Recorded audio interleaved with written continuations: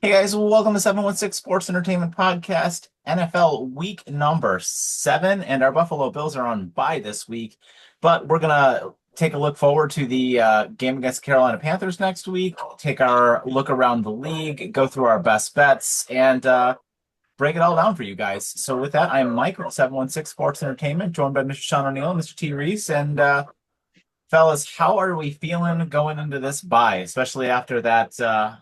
We have a chance to wash that Atlanta thing out of our mouths here. I'm not quite as angry as I was. I mean, I'm still not happy.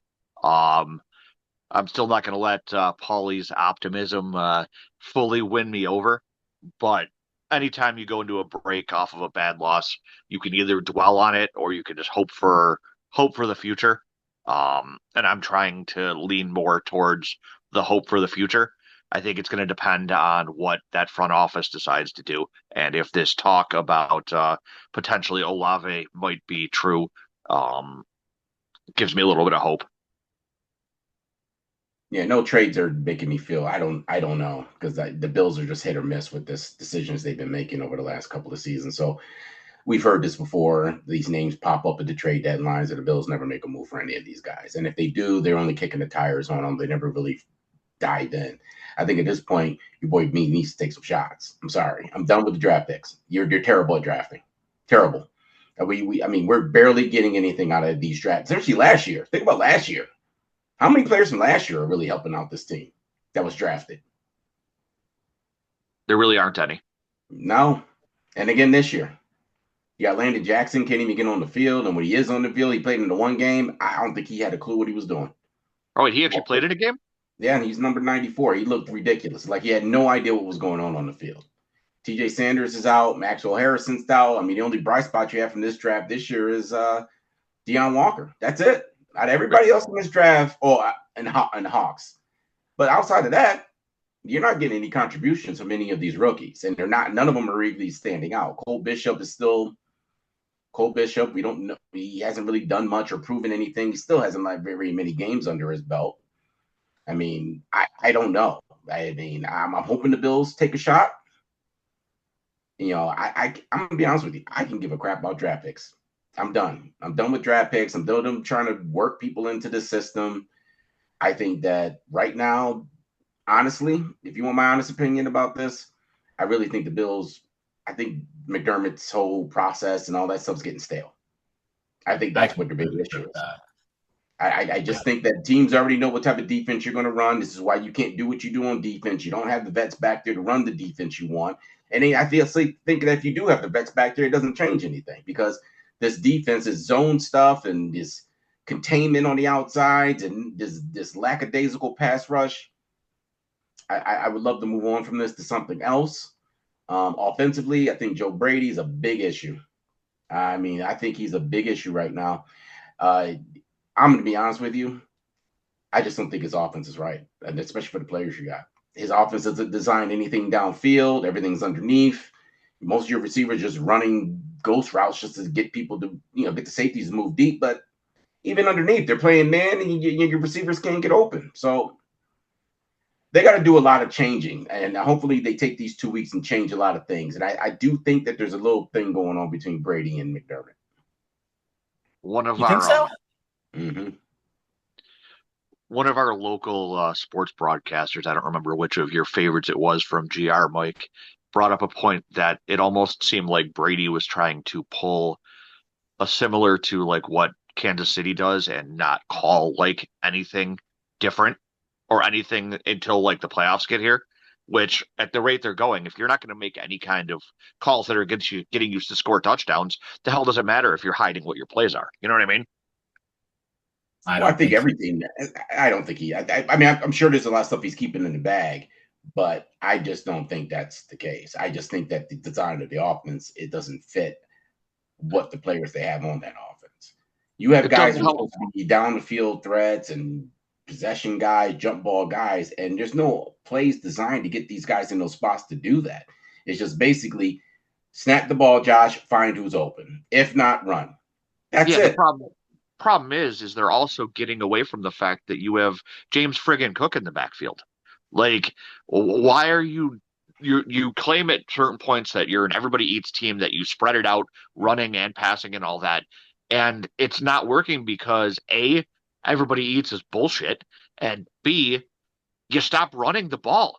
When you have James Cook running for 4 yards a run, why not run him 3 times in a row? That's a guaranteed first down. Well, that's where I think the problem is between Brady and McDermott, because he's had to say 2 press conferences in a row. He had to speak about the offense and their ridiculous play calling. These And stupid QT I think plays. that, yeah, I think Brady's trying to do it to score, and yeah, oh, I know this play's going to work, and calls it again. And I think that there's an issue with the messaging between the two. I think McDermott and him probably have had numerous conversations now. At least I hope so. And trying to get Brady's head on straight, because I mean, the stuff you're calling, you're not helping your offense out. You're just not, and you're allowing defenses to play you man, and you're allowing defenses just to tee off on your offensive line now because they just blitz you now because you don't have anybody. You're not design. First of all, you don't design any plays to get receivers open. You're hoping that they just get open on their own accords and hope Josh finds an open guy. And I think Josh is wore out. I'm gonna be honest with you. We've rode the Josh coattails since he's been on the team. Yeah. You can't do it. You can't do it his entire career. You have to get the guy some help. And they just don't do it. I mean, they spend so much money on this damn defense that they don't spend any on the offense. And when they do on the offense, it's subpar players that they overpay. And it's just killing this team. And you spend this much money on the defense that looks as sort of looking for consistent as they are. Because we can see, look at the Atlanta game. The first half, yeah, they did not look great. The second half, they held them to 3 points. Like, if this defense could show some consistency, I feel like it would be a bit better too. But that's always been like the MO of Babbage right now since he's taken over, is that the defense seems to figure it out like in the second half, which is too late. You can't wait to the second half to figure this stuff out. You're playing from behind now. Yeah. And unless your defense can get some positive plays in that first half, we're just going to keep watching this all year. And the offense, though, my biggest concerns right now is the offense. The defense, I think there's too many holes to fix. I hope some of these troops help fill in some of those spots and give us some help on that defense. But I just don't think that there's anything you can do defensively to help out this entire defense. You need a safety, you need a corner, you need a linebacker, you need a defensive line, you need every level. And I just don't think you're going to be able to meet all those. The easiest fix for me is the offense. You got to bring in a receiver. You got to tell Brady, listen, you're an offensive coordinator. Get design plays to get guys open and put them in the positions that they could succeed in. And I think he's failing them. Yeah, I mean, do we think that? I mean, do you even really think though, like if they bring in an Olave or they bring in I don't know, a Jalen Waddle, do you even think that matters? Like, does that actually matter? Olave, I mean, he's one more head hit away from permanently being done playing in the league. And I mean, Jalen Waddle is fine, but do you really think Miami's going to trade him in division? The same thing with Garrett Wilson, right? So like, he's injury prone too. So like what are we, and they're not going to get AJ Brown. Like, they're not, right? So I don't really feel like any of these moves even matter all that much, to be completely honest with you. Like, you bring Olave here, I don't really think it matters. He's not going to play every single game, and I don't think he's that good. Well, I mean, the thing with Olave is like if you do bring in, I'm not even just saying him, but just in general, you bring in a wide receiver, actual threat at wide receiver. Brady has no choice but design to get them to some plays. You have to design plays to get them open. That's not necessarily true though either, because they brought in Amari Cooper and they didn't do shit with him. Yeah, but it's at the end of the career of Amari Cooper. I mean, Olave's not. I don't think Olave's that much better though.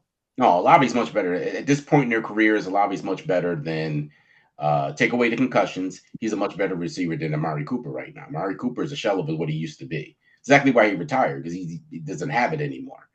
And I think Olave is young enough, and he's a threat. I mean, we saw him play against us. He's a threat.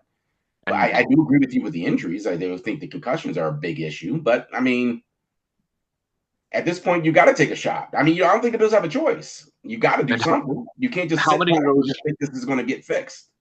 And how many of those concussions came because he had his quarterbacks putting up hospital balls on him? He was playing with subpar quarterbacks that were getting him injured. The other thing, too, is you get a number one receiver, and I've been saying this for a while now. It's my main reason why I don't think the everybody eats thing works. A number one receiver draws the coverage away from other receivers. it lets you get your other guys open. And since our guys can't get separation on our own, maybe it gets them some separation. Well, that's why I said that's why the man situation is so bad with the Bills right now. That's why teams are playing man now. That's why the offense is looking the way it is because you don't have receivers, you don't Yeah. have corner, you don't have beaters, you don't have anybody on the outsides that can beat anybody. And when you do, it's the last few games have shown us that their offensive line isn't holding up because everyone's just blitzing you. So you got to hope that these receivers who take a while, like Keon Coleman, does not get off a block. He doesn't get off of corners. It takes a little while for him to break open. Palmer seemed like he was about to explode in that game, but then he ends up getting hurt. So we don't know. But I do think that you need a proven wide receiver. You do need a threat to make the defense say, okay, listen, we can't go man all the time, and we can't blitz all the time because of who you have on the outside. And we're learning that. It felt good last year. We're like, oh, we're proving Diggs wrong. We didn't need him and all this other stuff. But then you think back, like, Brady didn't help Diggs either. He didn't even put him in the offense. It was just run routes, everybody. Run routes and Josh will find you. That's it. And you can't run an offense like that. I'm sorry. Yeah, I mean, I can agree with that. I just don't think bringing in one player is gonna matter. Like I said, unless that player is like AJ Brown or something like that, I just don't think it matters. I really don't. I don't think it's what's going to put this team over the edge. I just think the coaching is too bad. I think that McDermott is in way over his head, and I think Josh is starting to get into his own head too a little bit. He's forcing balls. He's making mistakes. He's starting to play reckless again, and I don't like any of it. Yeah, and like I said, but your OC's not helping your quarterback out at all either. I mean, he's not giving them answers for what the defense is doing. And he's trying to do the best that he can with what he has. And it's not good enough. I mean, hopefully Don Kincaid will be back probably, by next game and against the Panthers. Hopefully they get their heads on right, but they realize they got to run the ball with James Cook. You can't keep taking them out of the offense. There was no reason for him in that game to go to that pass heavy. They weren't even that far behind. They were behind one possession.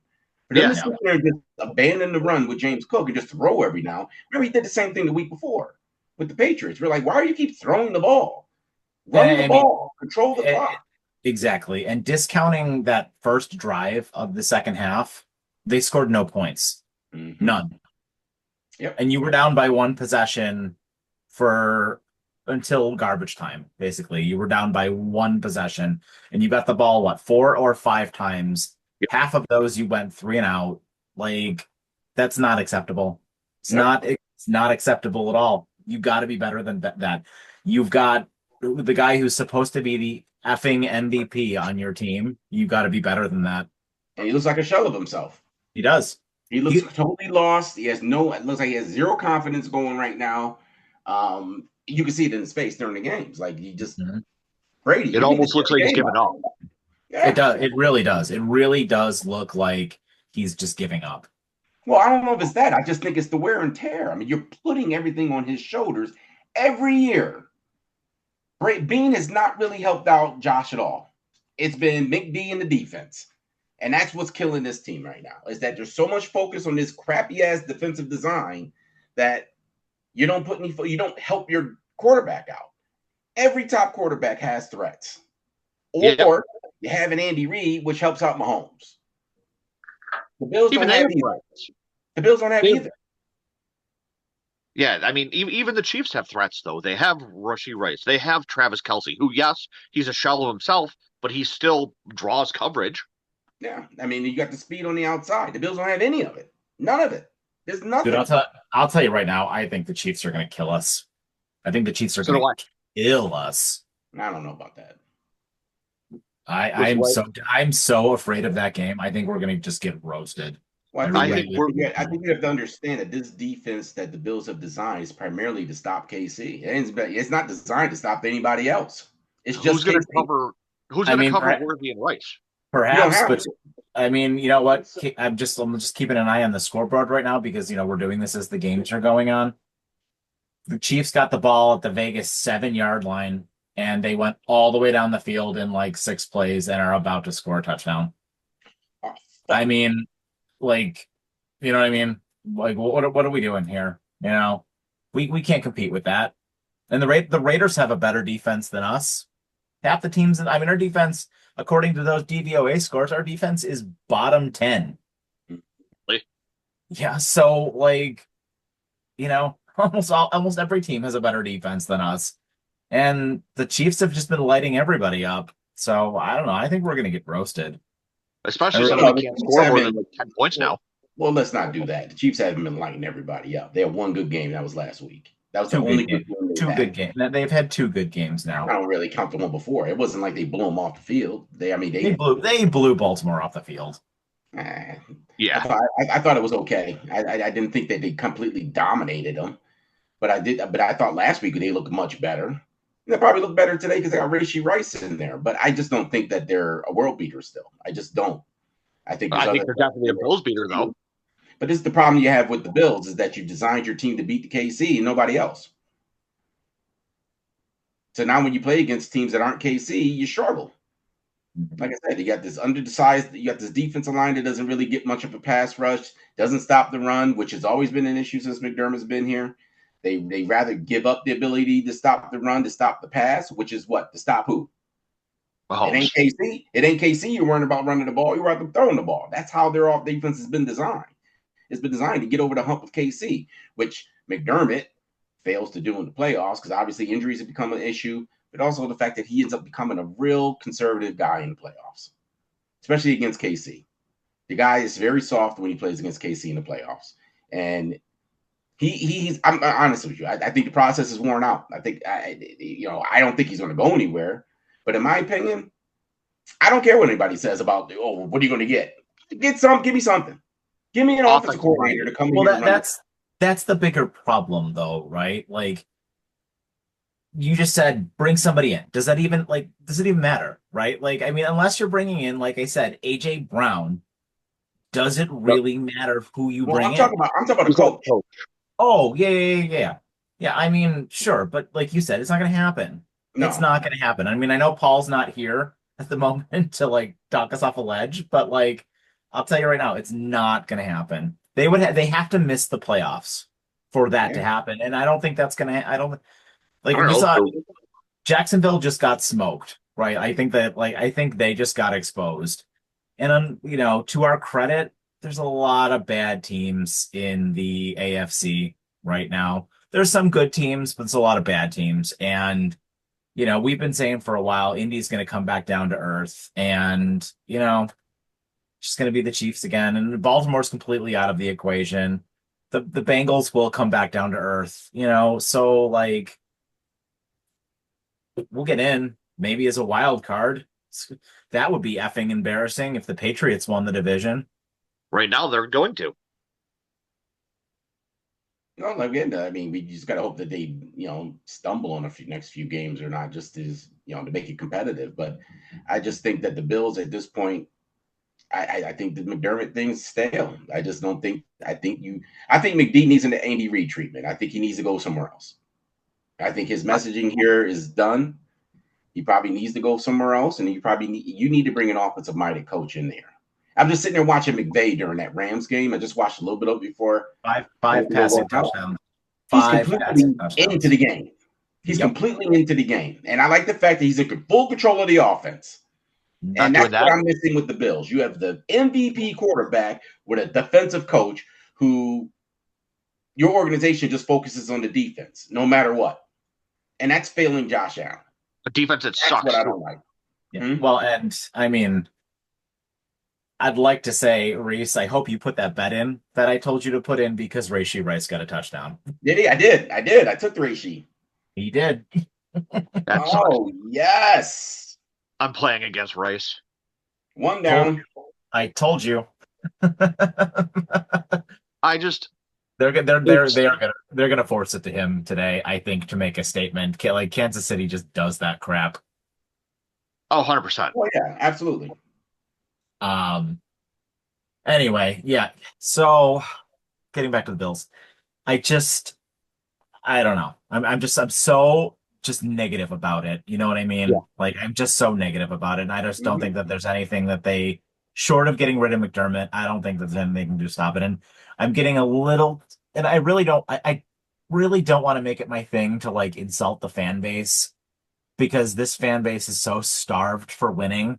The fact that like they've got this guy here who is, who has helped this team to win a little bit, but we can be better than this. And I got to tell you right now, we don't have that many more years left of Josh Allen. Yeah, he'll be here for a while, but he won't be the same Josh Allen in a few years. And like, what are you going to do then? You know what I mean? Like, you get this kind of quarterback once in a generation, and we might not see this again for another 20 years, after like 3 years from now, because Josh will not be able to play the same way in 3, 4 years from now. He won't. So you're going to have to wait like another 20 years probably before you get another quarterback like that. What have I I been agree. saying? I mean, unless you're Green Bay, who could just roll quarterbacks over like it ain't nothing. Yeah. What have I been saying for the last like 3 years about McDermott? Every time I say something about McDermott needing to go and having a reason to back it up, I get attacked by Bills fans because, oh, well, they're winning. They're making it to the playoffs. They're making it to the conference championship game. McDermott's not paid to get them to conference championship games. McDermott is paid to win them a Super Bowl as their coach. And he's not getting him there. He's shown that he can't get past that big game. And it irritates me to no end when these quote fans come at me because so many Bills fans are just content with being happy with mediocrity. I'm sorry. I'm so sick of just being the team that makes the conference game and that's it.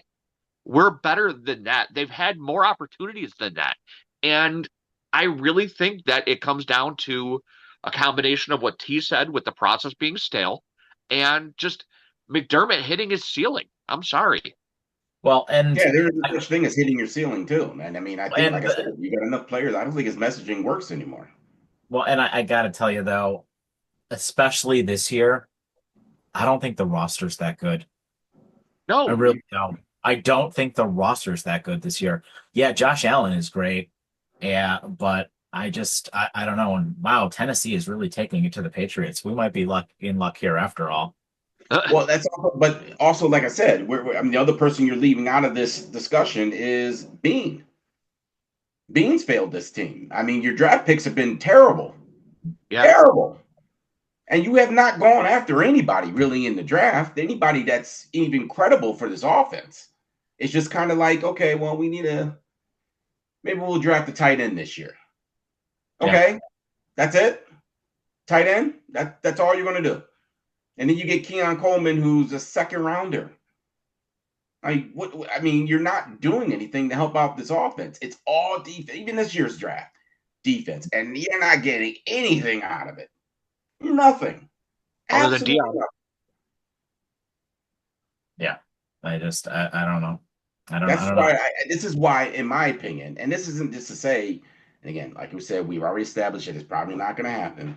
But just in my opinion, this team needs a change in the coaching staff. I just don't think Bean and McD, their philosophies are meeting each other because he's doing everything opposite of what this team needs. And I think McD wants to spend the money on the defense. And I think Bean, on the other hand, is trying to draft for the defense and try to get these second-rate wide receivers onto this offense and try to make, that's where his free agencies is. It's nowhere else. It's always free agent wide receivers who can't make it anywhere else. Curtis Samuel, injury prone, hasn't really done much. He's had a few good seasons. That's about it. You look at now, you got Keon Coleman, who you brought him in to be a jump ball guy, which I don't even know why you're drafting a guy that high to be a jump ball guy. It's the most ridiculous thing I've ever heard. But you're getting this. You also got Palmer. He looked good when he had Keenan Allen on the other side. Can we take a second and talk about Keon Coleman and how he's a bust? I don't know that I'd No, classify he's a him fully as bust. a bust. No, I don't you're think he's wrong. fully a bust yet. I He's don't think I completely classify him fully as a bust. He can't separate. He can't I separate. don't know that I fully blame that on him. I blame part of that on the scheming. He's too slow. He's too slow. He can't separate. Hey, listen. Both of you guys, two things can be true. I think you're both right. I I think the problem is that they're not scheming correctly for him. I mean, we got him. The Bills went out and got Coleman because he was a big guy, because they were constantly being criticized for having nothing but undersized receivers, and that we didn't have a big guy who could go up, which is why they passed on Xavier Worthy. And it's why I hate when people like to talk about, well, the Bills should have taken Xavier Worthy. The Bills didn't take Xavier Worthy because so many people were bitching about the fact that they didn't have a big receiver. And so they went out and got a big receiver. The problem is that nobody on this team can separate. So the problem is more than just that, is the more than just the players, because I guarantee you at least one of these guys should be able to get separation. And I think part of that has to do with Brady. A big receiver who drops half the balls that are thrown to him, can't separate, and frankly, I don't know. I feel like is a detriment to the team. I don't think he helps the team at all. I think I mean, I don't know. I I don't don't know. think the fact that they're throwing the deep passes to him anymore, because outside of the opening play of last week, when's the last time they threw a goddamn deep ball? Like, they don't anymore. And that's partially on, it's not on Coleman. You know what I mean? That is Brady. I agree. I mean, a lot of that is on Brady, and I just don't think his offense is designed to get to push the ball deep. You got a quarterback that can throw the ball almost on the field, and you got a OC that just want to throw underneath all the time. And you have a bunch of wide receivers who aren't designed to carry an offense. They're just contributors to an offense. And I think that's what's hurting the team right now. You don't have any dogs. You just got guys. That's it. That's all you got on that offense, just guys. And none of them scare anybody. This is why you got a bottom ranked teams not respecting Josh Allen. And this is the result of it. Yeah. No, And I think that's where I think it comes back to them needing a true number one guy, because I think that helps all the rest of your receiving room. I agree. I do agree with that, but I do think that I don't expect Keon Coleman either to be like this possession, Oh, no. 8 catch a game guy who's going to get almost 100 yards or 100 yards every game. It's not happening. And I No. think they put all their eggs in that basket. And this is what they can. Again, this is being again. You're putting all your eggs into these damn draft picks, dude. Stop. You gotta stop, dude. You gotta spend some draft capital and bring in some dogs. So And this is where I mean, you're exactly right, because like, what have these draft picks done? You know what I mean? Like, what have they done? we waited So 3 years or almost 4 years for Kincaid. Now he's finally showing up. Really didn't help us any 2 or 3 seasons before this. You got Keon Coleman, who hasn't shown he can do much of anything yet. And I'm just talking about the offense. I mean, your literal best offensive draft pick right now is a tight end. I think blocking tight end at that. I think Coleman, if he would have had the opportunity to play with a number one receiver and be the number two to an actual number one guy, would have the potential to actually be a number one further on. But because he hasn't had that opportunity, it doesn't help him in his progression either. I think you get a true number one receiver on the Bills when last year when Coleman's a rookie, and you're not immediately throwing him in, trying to treat him like he's this big number one guy as a rookie. I think he learns from that, and I think he's a better player because of it. Well, I'm going to be honest with you, though. Here's the other part of it, and this is from the Mike side. Is there any time you ever felt like Keon Coleman could win a game for you? I mean, he was huge in that Baltimore game. Yeah, no, but I'm asking you, though. I mean, every wide receiver has one there's game a year, no matter if they're a 1 or a 2. What I'm saying is like, does Keon Coleman come off as a guy that Josh can go to whenever he wants? There's nobody on the Bills that gives me that feeling. Yeah, that's my point. Is you got to waste it. Most of your wide receivers are all free agents, and you're wasting money. Okay.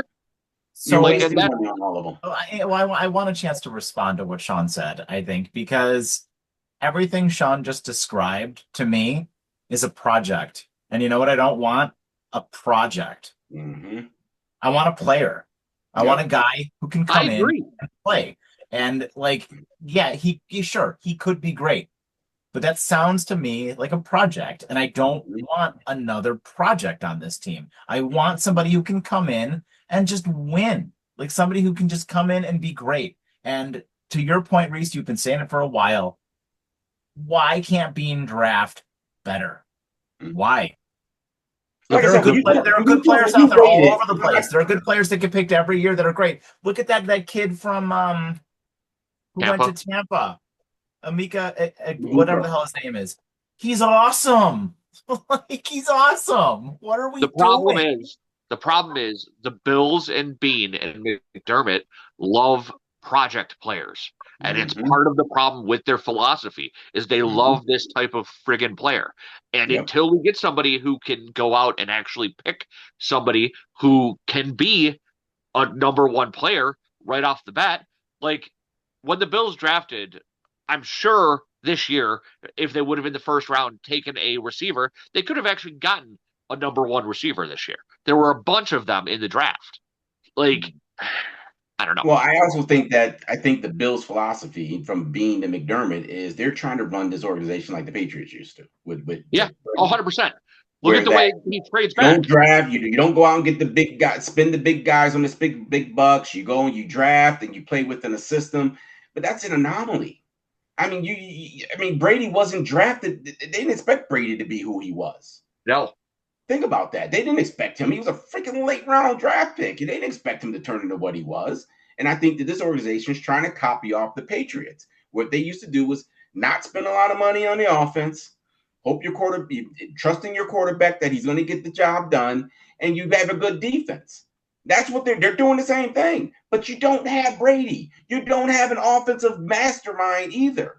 And you don't have an defensive mastermind either on defense. You have none of the stuff the Patriots had. And you're trying to fake like you're running an organization like them. They're killing themselves by this thought process.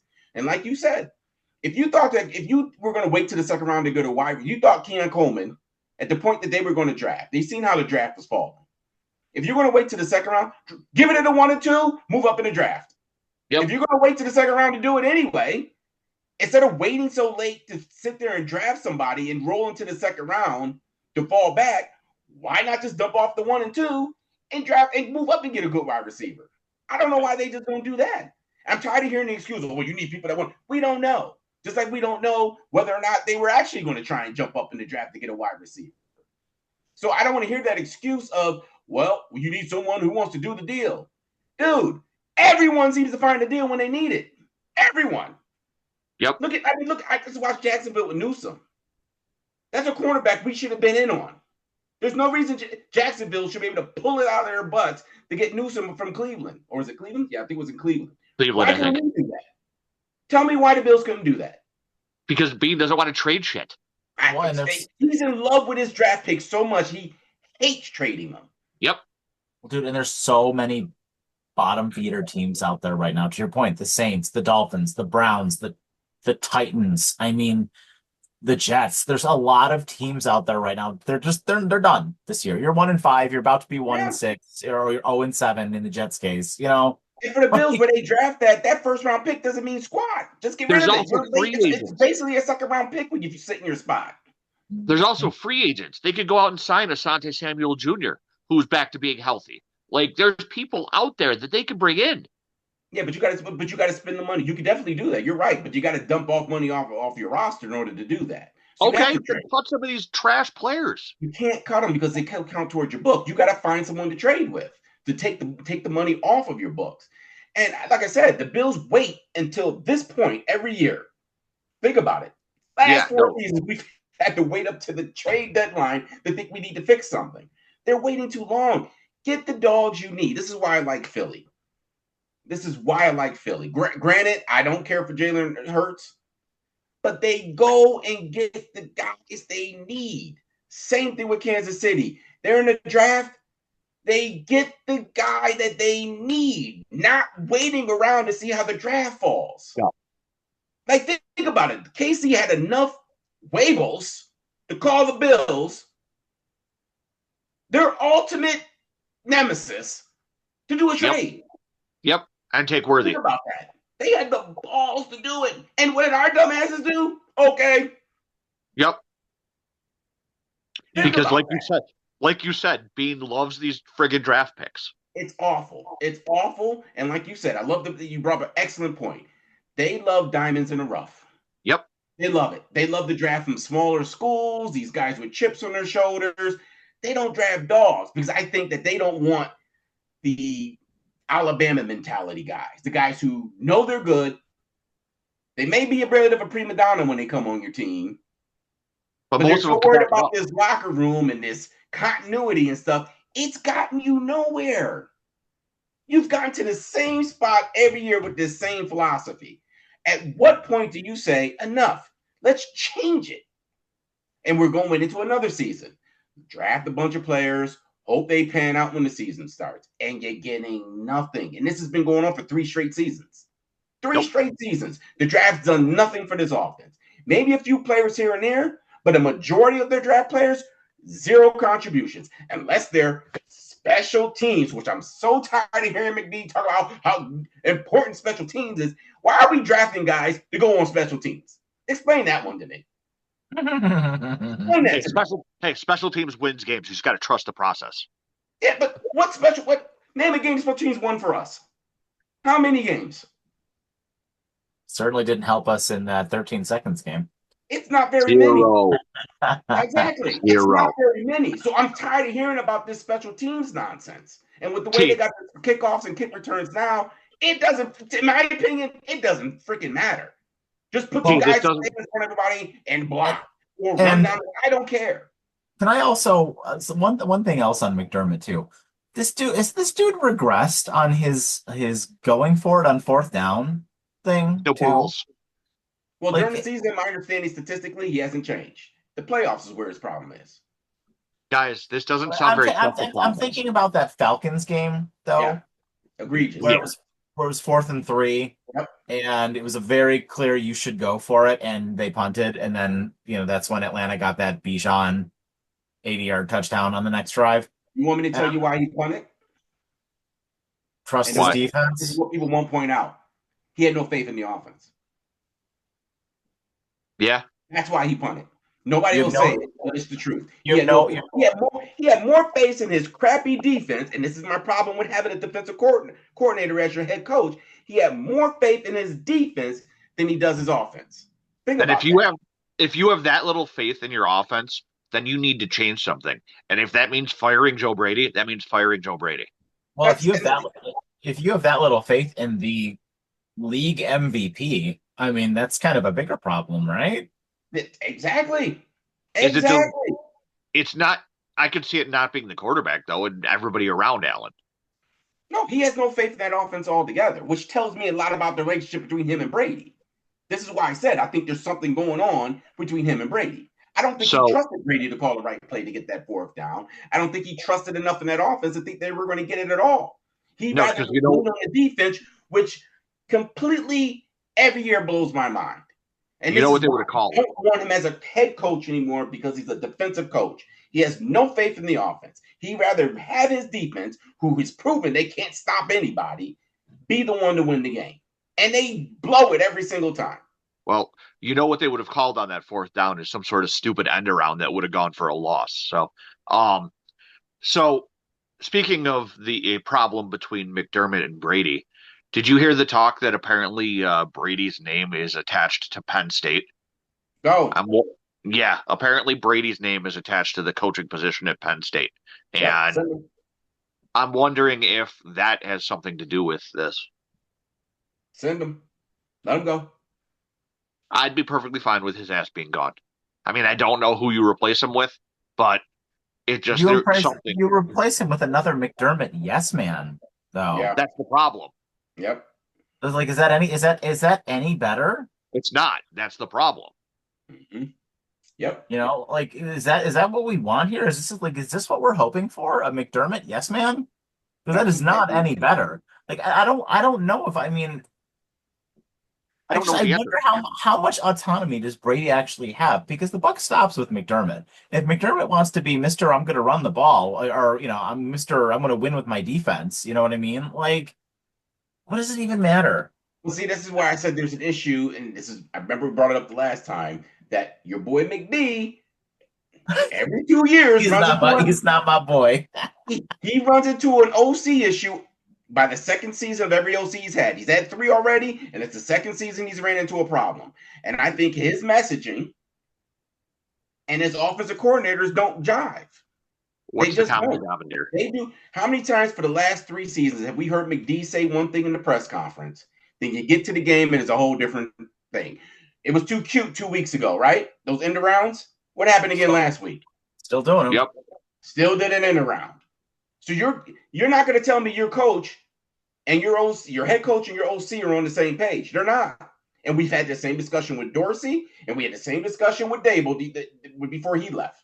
Was there seems to be some sort of communication issue. And this is why I want an offensive minded head coach. You bring in a DC who's a really good DC and let him run it. I can give a crap about the defense anymore. We've The spent Bills, so much money on defense since McDermott's been here. This offense hasn't seen anything. the Bills haven't had. Diggs is Diggs is the only high priced guy we played up until outside of Josh. Diggs is the only other outside piece that we paid an absorbent amount of money for on that offense, and then it actually has contributed. The Bills haven't had a good defensive coordinator since Leslie Frazier quit on them. Well, That was the last. I had the issues last with time. Leslie. I had issues with Leslie too. No, This is but why I want that whole defensive philosophy gone. Oh no, I agree. something else. I think though that was the last time they had a more reliable defense was when he was here. I think that the problem is so my question for you guys real quick is how many games in a row did the Bills lose before they finally fired Dorsey? Do you remember?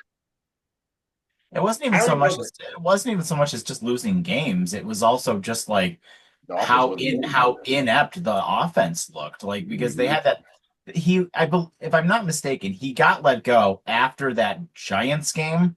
And I don't even remember I think they won that Giants game. Yeah. But it was terrible. It was like we won like 12 to like 5. It was like ludicrous, like how we won. No, it might have been even more than that. I think we won on like a last second field goal. It ended up being a close game because remember Tyrod came in. Yeah, because it was like 12 to 10. It was like a really stupid game, and like we just completely blew it. I don't know, but some of these teams like today though, I'll tell you, some of these teams look like they're getting right and they're starting to get good, and I think the league is starting to leave us behind, and I'm really worried about that. Yeah, I agree. I think that you have an organization right now that's stuck in 5 years ago. Yep. And they're not evolving. They're not changing anything, and that's where your problem is. Their thought process is the same way it was since 13 seconds. Well, and we've proven that. I mean, let alone the best teams in the league, we can't beat the worst teams in the league. I mean, the Patriots are okay. The thing is, they're not scared of you. And when the team's not scared of you or your MVP quarterback, you're going to lose to these teams. I don't care if they're bottom feeders. They're your bottom feeders.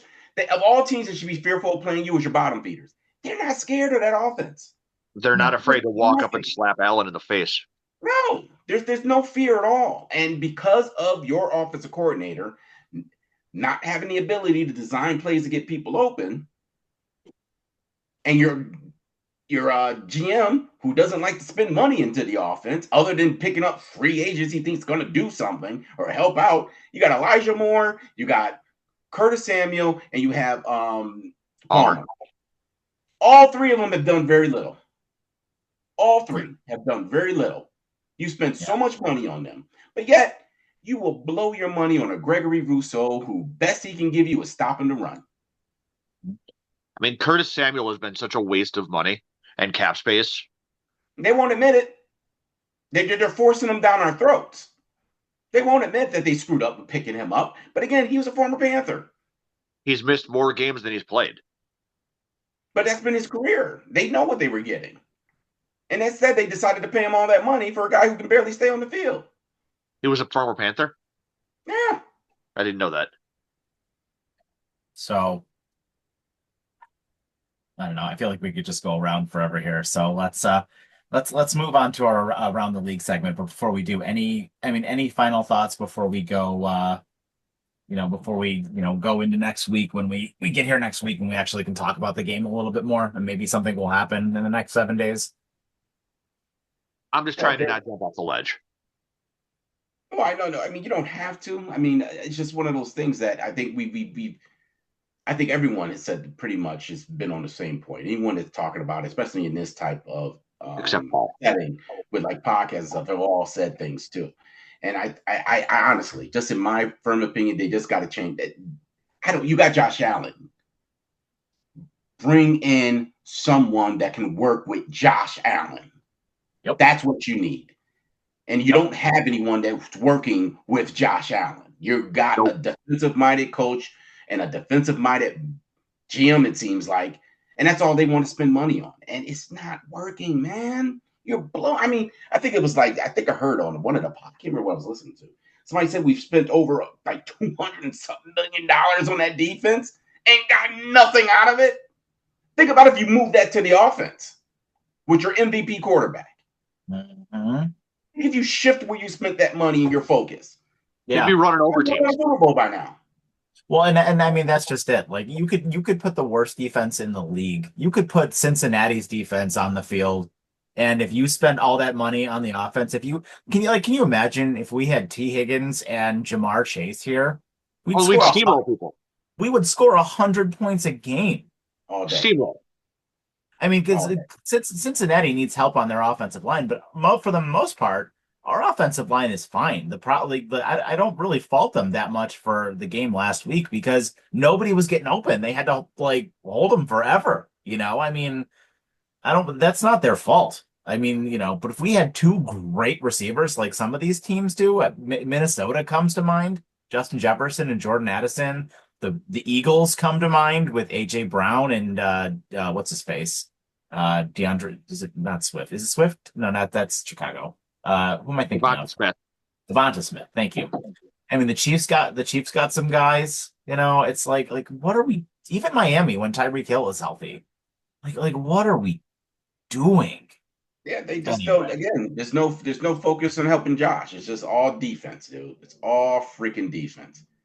Sean, we're not putting on an X-rated show here. You want to pull up your pants, there, boss? Bro, what are we doing? Sorry. It's not my pants. It was my shirt that was hanging out. Sorry. But honestly, and if you really think about it, like when you really hear the stuff that Bean says, which people think like he's this open guy talking to everybody, and I do like his his press conferences, but he doesn't tell you much. No, he doesn't tell you much, and during the season, you barely even hear from him. No, you're not. All this is by his design too, and I think he gets a little bit of the scapegoat a lot because he's the GM and he doesn't talk a lot during the season. Once in a while, like you would think we would have heard from him by now, right? We're at the bye week. Have you heard anything? He hasn't said anything, has he? No, he went on the radio like one time and like yelled at the I remember that. Radio. But like, yeah, that was it. It was funny too because that happened right after they won one more game and then lost 2 in a row. Well, here's the thing: is people fail to realize is I know why Bean's hiding because his ass sat there, cussed out WGR over the wide receiver comment, and it's coming to bite him in the ass. Yep. He doesn't want to have to answer for that now. He doesn't want to answer for it. He's hiding behind his desk right now. It's basically what he's doing. And I think that's why he's not talking, because now everyone's like, oh, you put on this show last year about not needing number one wide receiver, and it's showing you do. And you don't want to speak about it right now. That's the last conversation he's probably to have right now is with anyone in the media is about a wide receiver. Yeah. All right, so let's go around the league. Let's look at the one. Let's just quickly touch on the game in London that already happened. The Los Angeles Rams blew out the Jacksonville Jaguars. I think the final was 35-7. Just like an absolute massacre. Matthew Stafford threw 5 passing touchdowns. I think 3 of them went to Devontae Adams. The Jaguars. I don't understand how that team beat the Chiefs a couple of weeks ago, but I mean, yikes. So. Well, let's move into let's go into the ones that are going on right now. So we got the Bears and the Saints. Not much to say here. This one's at 6-0 Chicago right now. Woof. Like nothing really major going on there. we'll talk about the games that are like interesting to us, I guess. So first we've got the Browns and the Dolphins. Again, 2-1-5 teams. Tua's thrown 2 picks so far. The Browns are up 10-3. I heard there's like 60-mile-an-hour winds in that game, like over in Cleveland right now. So Because we're here in Buffalo, we're about to get the wins this late yeah, afternoon. It's gonna be so windy. like I So expect the under in that game a lot, and both of those teams are 1-5, so it doesn't matter much. what is the over under for that one? I think it's like 37. I mean, there's 13 points scored now, but it's halfway through the second. So, Cleveland's winning it. yeah, the Patriots and the Titans. Tennessee is currently up 10-3, but the Patriots are in the red zone. So I imagine that'll probably get tied up at 10. I guess we got to root for Tennessee, right? I don't know Yep. if that's going to happen, but I think New England will probably win that game. Tennessee's not very good. Um, the Chiefs are up 14-0 on the Raiders. They've gone right down the field twice and just had no problem scoring any Must be points. nice. Must be nice. Who got Yep. the second touchdown? Kareem Hunt. Rushing then. And I was gonna pick him to score, and I didn't. Yep. And then the one that I want to talk about for a second is the Eagles. So I saw that the Eagles were only 1.5 point favorites at Minnesota, who was playing a backup quarterback, Carson Wentz. And I was like, I think the Eagles are going to blow them out. And the Eagles are up 14-3 right now, and they just picked off Wentz for the second time. So yeah, that one's probably over. And then we've got Carolina and the Jets tied at 3 right Well, I now. don't know So if it's over because Philly has a tendency to lose leads or allowing sure, teams to come back. So that's fair. So anything jump off the page at you for any of the 1 o'clock games right now? And actually, New England just scored. It's all knotted up at 10. I mean, not So particularly. I think some of these games are just going to be low scoring games today. There's been a lot of unders. I think people are going to bet on today.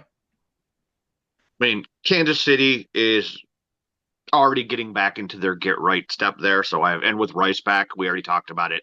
They're going to try to force that. I wouldn't be surprised if that's a blowout. Philly needs to get back on track, and I feel like going up against Minnesota with a backup is probably the best thing that could happen to them.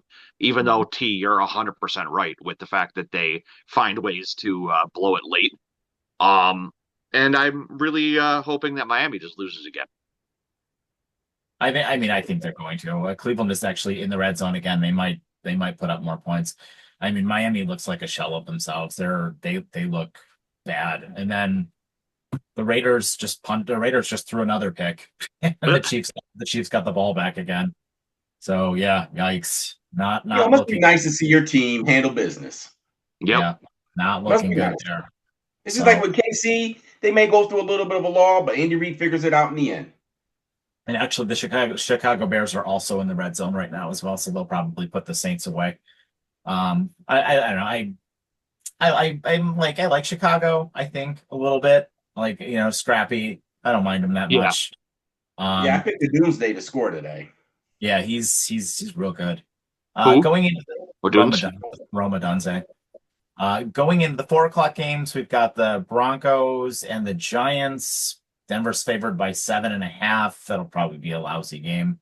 The Chargers and the Colts.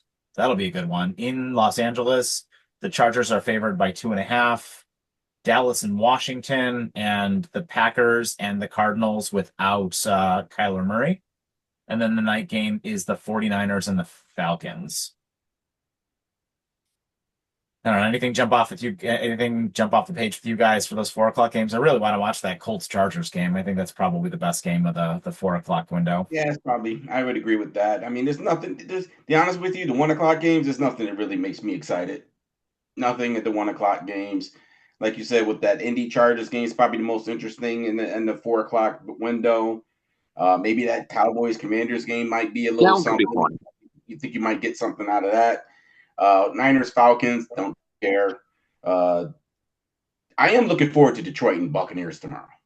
I'm being Yeah, honest it's with a you. good game. So I'm looking forward to it. I want to talk to you about that for a second as well. With all of the controversy going on around the league right now, with everybody talking about how Detroit got robbed by the officials in that Kansas City game with the one thing, the first touchdown that really interesting one that they threw where Montgomery threw the pass to Jared Goff, and they ended up not calling a penalty. And then, like, after the fact, they came in and like threw a flag and then, like, called it an illegal formation or whatever, like way after the fact. Mhm. And then when Travis Kelce's catch, which clearly hit the ground, was called a Yep. catch as well. So, do you think that A, the league is setting it up for the Chiefs again, but also B, that Detroit is going to get blessed with a lot of calls in their favor tomorrow night for the league to make it look right, which makes me think I mean, Detroit's going to steamroll Tampa because I think they're gonna give Detroit a bunch of breaks tomorrow. I don't know. I mean, That we all know that the league favors Kansas City when it comes down to penalties. You've talked about it before, where it's not just about the penalties that are called, but it's about the timing of the penalties and how it always seems to work out in the Chiefs' favor. Like that, you take away a down the field first possession score 5 minutes after the touchdown was scored.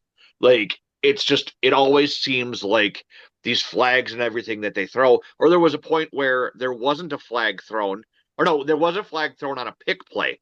It should have been called an illegal pick. And then like 3 Kansas City players bitched about it, and the refs picked the flag up and said there was no call. Like, it's a terrible look for the league, and it's absolutely insane if you're a Kansas City fan to sit here and try to act like you don't get favored by the league. I don't Let me know ask you this, that. Sean. If it happened for the Bills, would you acknowledge it? No, because when it happens for your team, you're happy about it. My point though is it shouldn't be happening for anybody. Mm-hmm. The league needs to be calling these penalties evenly across the board, and I don't. So I don't think they're going to do any favorable calls for Detroit, because then that's going to set a pretty bad precedent. Then But do you that think if that you're going to, do you think the league gives a shit about that? yeah, true. That's a valid point. Cleveland just scored another touchdown as well, so Miami's day is probably done. It's a 17-3. Nice. So Leland, Yeah, so Dog pound. Miami's day maybe is just leave the done. Titans to step it up. Yeah. Oh, and Minnesota is driving. They're in the red zone. You might be right, Reese. Maybe they'll make a game of this after all. Kansas City's in the red zone too, so it's about to be 21-0 there. So yeah, You remember those days? and How long has Chicago it been got since we've seen those days, Chicago Mike? got a touchdown. Yeah, it's I don't know, some of these, except for the Patriots game, which is tied, and the Eagles game, which looks like it might be getting a little closer here. Every other game on the board is a blowout. Well, see, like I Loser said, I and understand that the the oh, scoreboard. I'm sorry, the loser bowl of the Panthers and the Jets, which is still 3-3. Watch that one end in a tie. The Jets are so bad. Yeah, we have not had a game this year that we felt comfortable. No, Think about that. Is there a game where you just said that we just completely dominated from beginning to end? The Jets game. The Jets game. I guess. The But, Jets were never gonna win that game. No, They I were didn't say never- win or not, but we haven't had a game where we just completely dominated a team, offensively, defensively, and special teams. And right now, this is the point of the season where your team has to start stepping it up. Now you're out of the whole rusty and trying to get some cohesion going on with your team. Now is where things have to take off. And if the Bills, we go into this Panthers game, and we look like we did against the Saints and the Patriots, it's a wrap. I'm gonna tell you that right now. It's a wrap for the season. yeah. This team looks the same way as it has over these last 3 weeks, and they look the same against the Panthers. Stick the fork in them. They're done. There's no turning them around. Mm-mm. I mean, I really do think that they're going to come out and they're going to look better against the Panthers. But then again, what are we really going to learn from that? It's the Panthers. Right. You know what I mean? Like what Honestly, are we? but they've been losing to teams like the Panthers. I don't know. I think this team needs to come out and look good against the Chiefs. And No, I think it starts with the Panthers. I agree. I mean, if they don't win that game against the Panthers, yeah, the season's over. Like, I mean, you lose that game against the Panthers, I don't even know if you make the postseason. Like, I mean, let's be honest. You 3 losses and you lose out of the bye like that. Yikes. Good luck. But yep, so that's our episode, guys. Any final thoughts, anything else you want to get off your chest before we call it quits for the day? I think the insane Wookiee on the New York Giants is going to lead them to an upset of Denver this week. Oh, what's his face? Scatabo. Scatabo? That guy's a nutcase. A nutcase. But see, those are players you need. We don't have those guys. Think about that. Think about it. You have a guy like him on your offense? The guy Even though doesn't. he's a first round pick, you don't even have anybody like that. It's these nice, family orientated players who just worked so hard to get where they got. And God darn it, we should put them on this team and get them out there on the field, and they're going to give the old college try. We're going to win games. Yeah, For 3 seasons and got nothing out of these draft picks you keep trying to get. what's what's his face who went to UB or whatever, Andreessen? Yeah, Buffalo Joe. No, it's so cool that we got a guy who went here, who gives a shit. Cam Scatabo thinks MVP is spelled CTE. Poor guy. Anyway. All right, guys. Thank you so much for joining us. That is our episode. Let us know what you guys think in the comments down below. And as always, have yourselves a great day. Enjoy the day of football today and take care.